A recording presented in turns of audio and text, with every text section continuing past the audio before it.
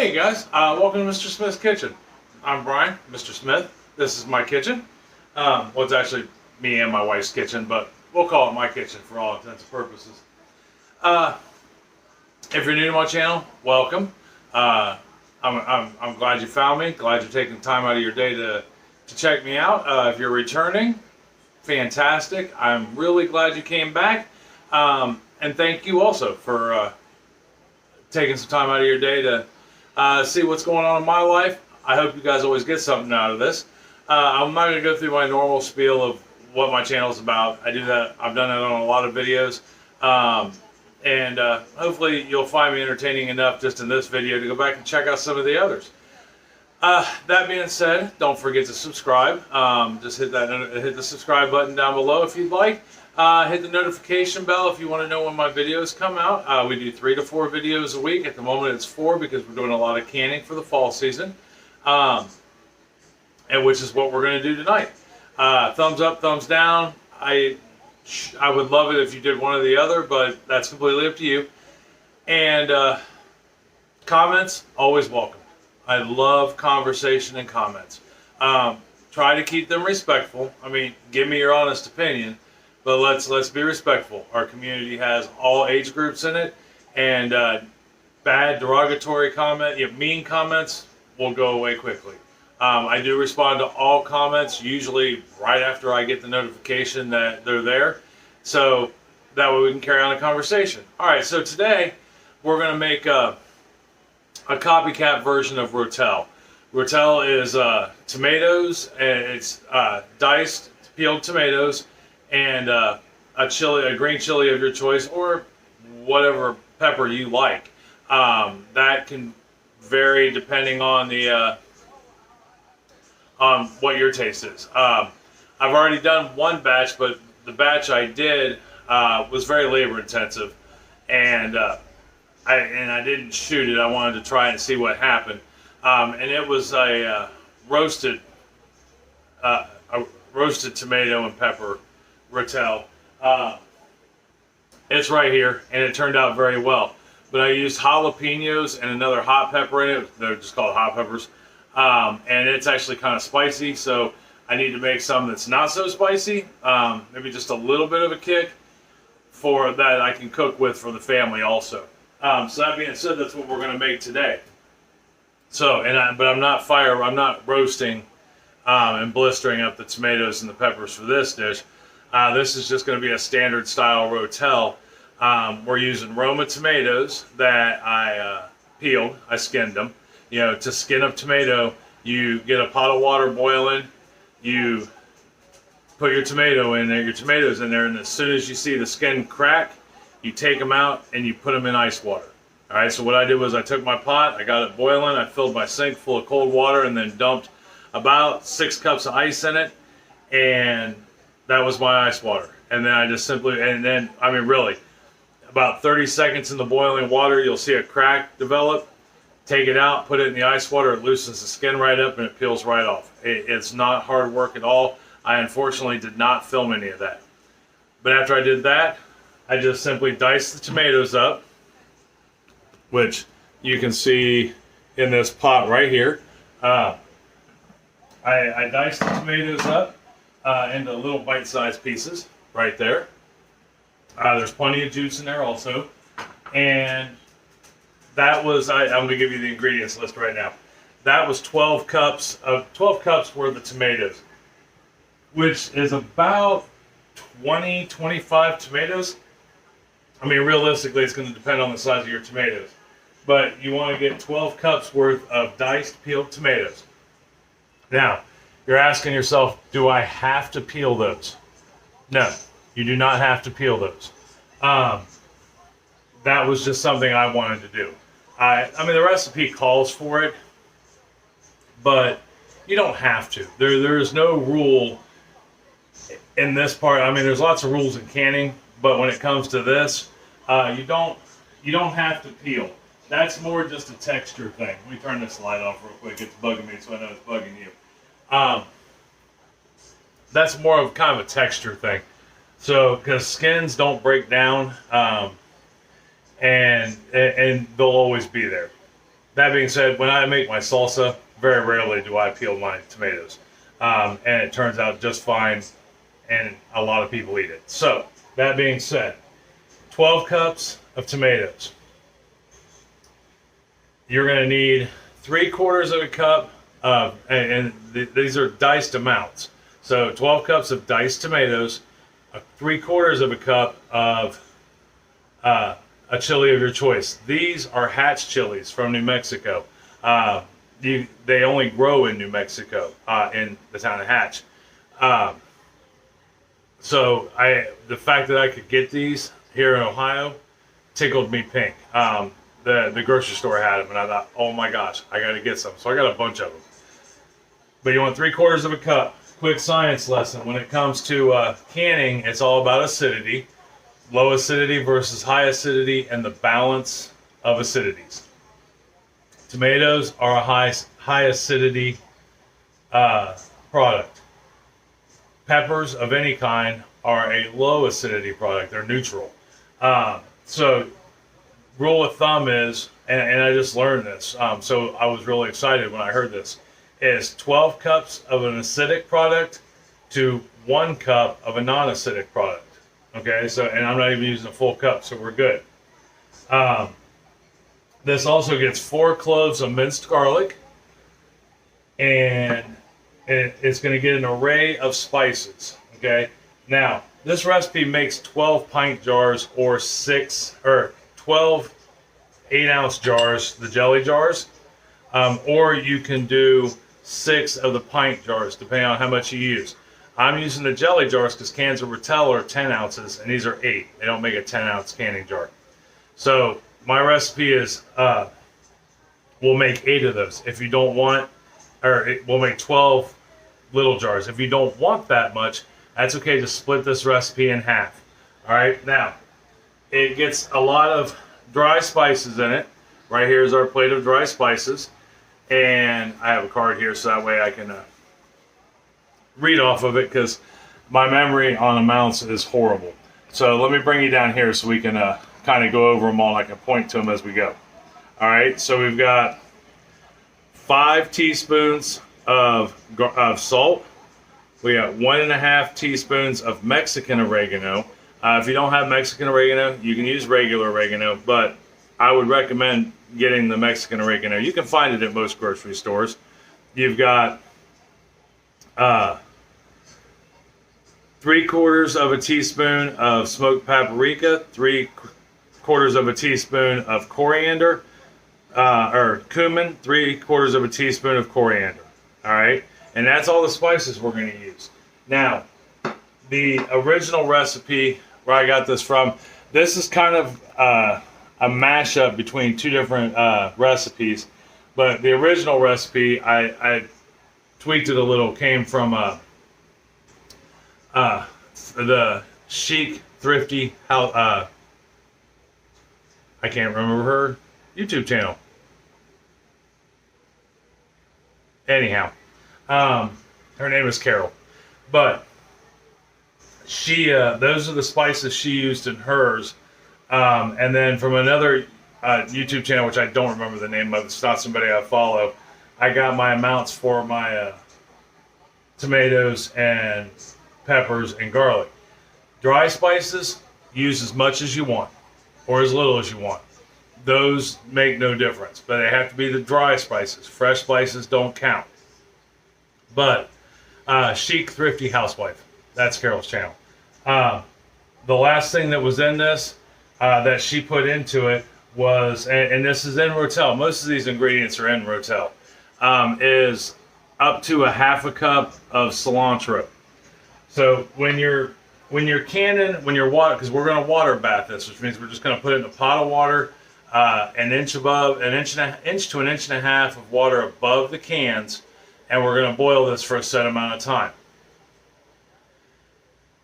Fresh ingredients, stay away from unless the recipe calls for it. Dried ingredients, like what we have there on the plate, you can adjust those. As far as your acidic and non-acidic stuff goes, you can always take away, but you cannot add. All right, those are kind of some rules of thumb.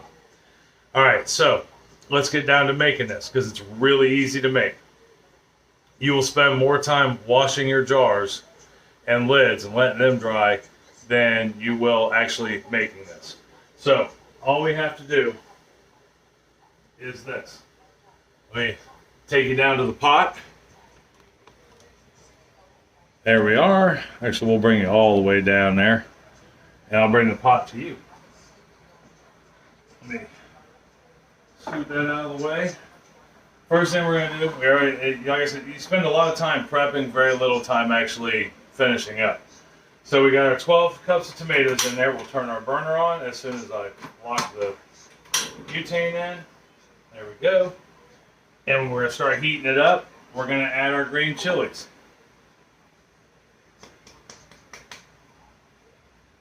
And then we're literally just going to add everything else, our garlic and all our dry spices. Now I do have, we don't add the cilantro until the very end.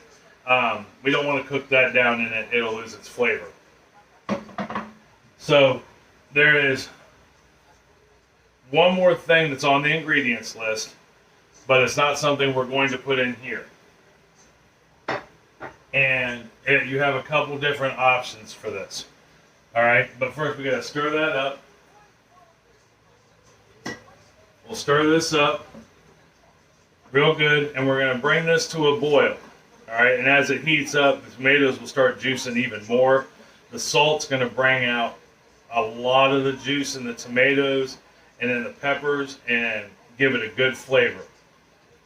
But, alright, so we're gonna bring this up to a boil, and then we're gonna let it simmer for about 20 minutes. Okay, for 20 minutes. While we're waiting on that, let's talk about one ingredient I didn't mention because it doesn't go in the pot, but we will be using it, and that's citric acid. I buy Ball's version of citric acid, and it's for canning tomatoes. All right, and it's to help bring up and stabilize any acidities. It's a guarantee because tomatoes nowadays, depending on who grew it and how, ours were grown in our garden right outside. I have yet to buy a store-bought tomato this year. But this ensures a balanced acidity level. And if you don't have this, you can use lemon juice. And the jars we're using, the 8-ounce jars, it would be 1/8 of a teaspoon of this or 1/4 teaspoon of lemon juice. In the pint jars, it would be 1/4 teaspoon of this and a full teaspoon of lemon juice. I'll reiterate that when we go to fill our jars, and I'll show you when to add it in because you add it in first. But anyhow, we're going to bring this up to a boil, let it simmer for 20 minutes, and when I get back, we'll literally be ready to can and water bath them. All right? So, we let this simmer for 20 minutes, brought it to a boil, let it simmer for 20 minutes, and here's what we ended up with. Yeah, actually looks like a nice good salsa, which is what it should look like. Now, if you use Rotel, you know that the Rotel is still kind of chunky, and that's because they actually put I can't remember what it is now, but they put something in with their tomatoes that allows them to hold their firmness that we don't use. And it's okay, it's food safe. It's not like it's going to hurt you. But we don't use it canning, so it helps preserve the tomatoes. But anyhow, I digress. So to can these, it's really easy. We're using our jelly jars. I got them soaking in hot water, so that way we're not putting a hot product into a cold jar. All right, I'm gonna grab a couple of these out real quick. You know, you don't want to ever mix extreme hot with extreme cold. It can end up with broken jars. And we're gonna fill these up to a 1/2 inch of head space. All right, is where we want to head with that. So we're just gonna, use our funnel and a cup to put it in there with, and we want to get about a 1/2 inch from the top, which I think we are there, which is awesome. All right, there we are with our 1/2 inch of head space. 1/2 inch is halfway between this bottom line here and the top. We got that. The next thing we want to do is add our citric acid. Okay. Now I'm going to go ahead and put it in this other jar now. And it's just 1/8 of a teaspoon for the jelly jars. If you're using pints, it's 1/4. Then we're going to take a paper towel. We're going to dip it in this little bit of vinegar here that I got in this little jar. We're going to wipe the edges. And then I'm going to dump that back in because I screwed up. Does anybody remember what I was supposed to add? The cilantro. So let's put the cilantro in there first. And then we'll do that. So there we go. We got our cilantro in there. I'll just go ahead and mix it up with my scoop. Now, if you didn't add the cilantro, I don't think it would hurt a thing. But that's okay. We caught it. We caught it. We'll start over. Yes. Yeah, hold on. Citric acid. And Sarah a cup. Cup. Sure.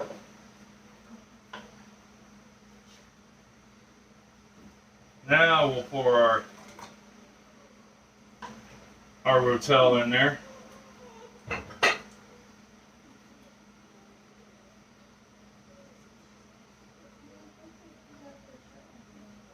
Add a 1/2 inch.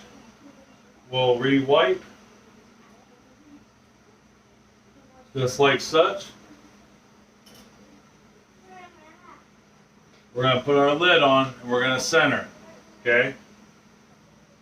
Then we're going to put our ring on. Just like that. And we're going to make it finger tight. That's powerfully hot. So, finger tight, just so we know, is we use our fingers and we tighten it. Okay? Not palm tight. You know, not all your might tight. Just finger tight. Alright, so that's jar 1.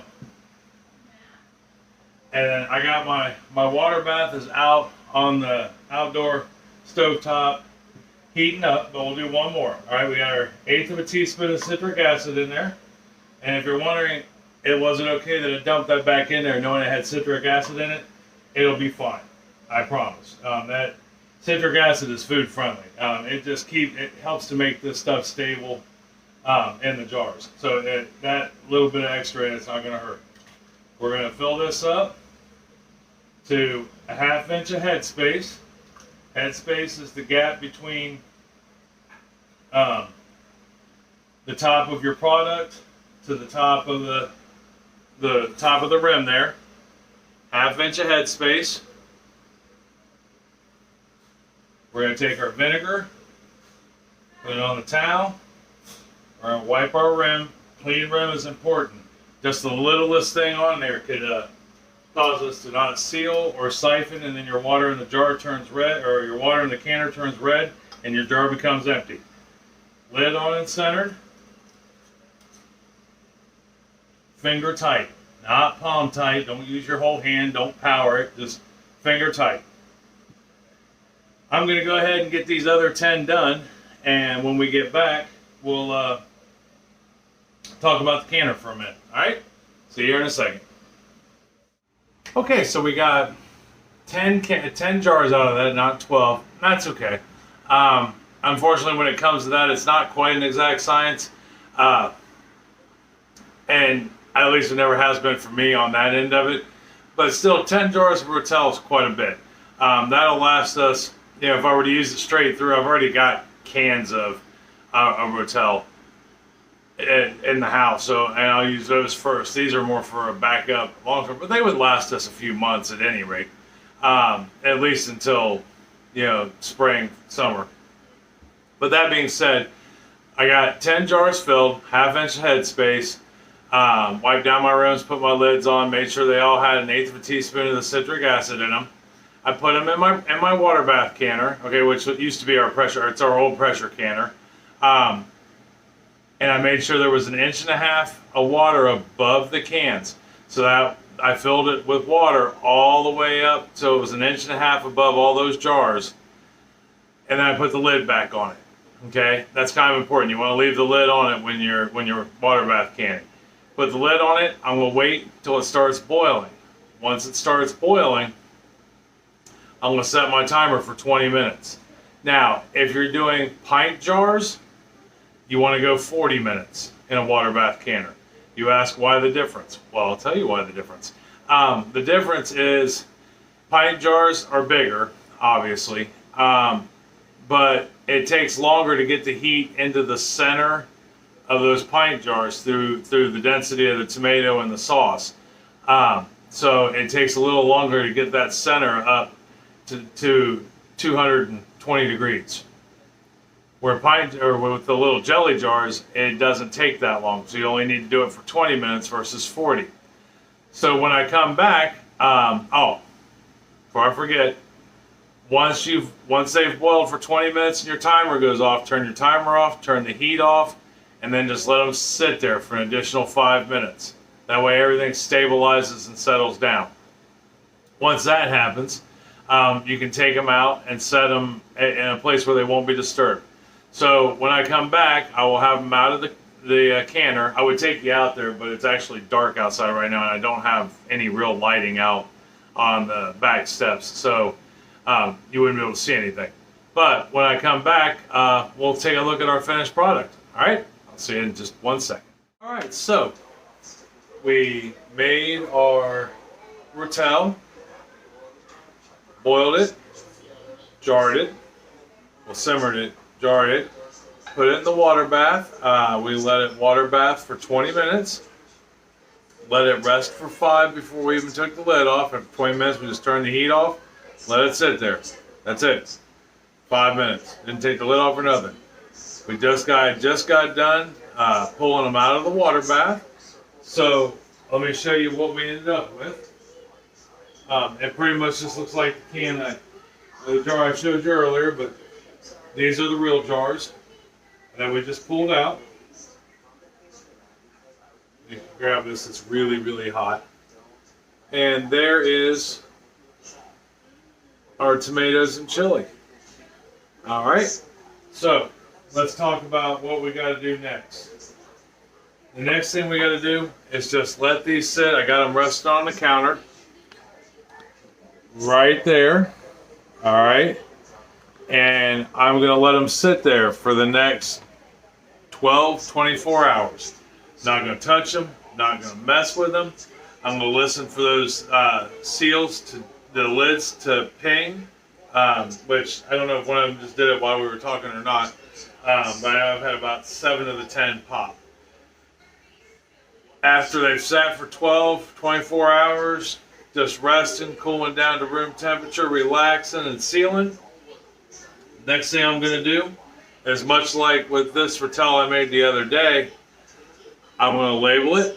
This says hot Rotel at 9/7/21. That's when I made it. And I'm going to take the ring off of it. All right.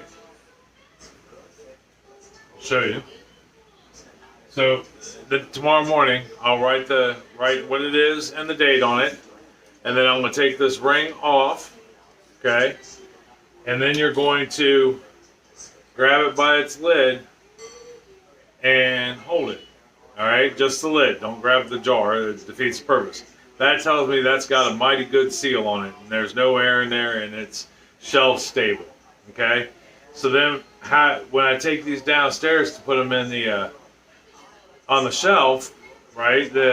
You want to try to keep your jars to get them to your processed stuff in the jars to get maximum shelf life out of them. Try to keep them in an area that's 65 to 70 degrees. That's Fahrenheit. And you don't want it to be like horribly humid, or you want to keep them in a decent environment. All right, don't stick them outside in the garage or in the shed or any place that's going to get powerfully hot in the summertime or bitter cold in the wintertime. You'll end up losing that seal. And that's what's keeping your food fresh and not full of bacteria or botulism or growing mold. When you stack them on your shelf, don't stack them like that. They have to be by them, single stacked. Okay, they can be side by side. They can even be touching, just not touching like this, or like this, or like this. None of that shenanigans. Just set them next to each other like they're two good friends watching a movie. So, that is how I make That's how we will be making our. Like, this first time I've ever made Rotel. That's pretty. It's almost like making salsa, basically. And I've made salsa for years. But that's how you make it at any rate. That is my version of a copycat Rotel. Um, Taken from two different recipes, but following the rules of canning. That's the important part.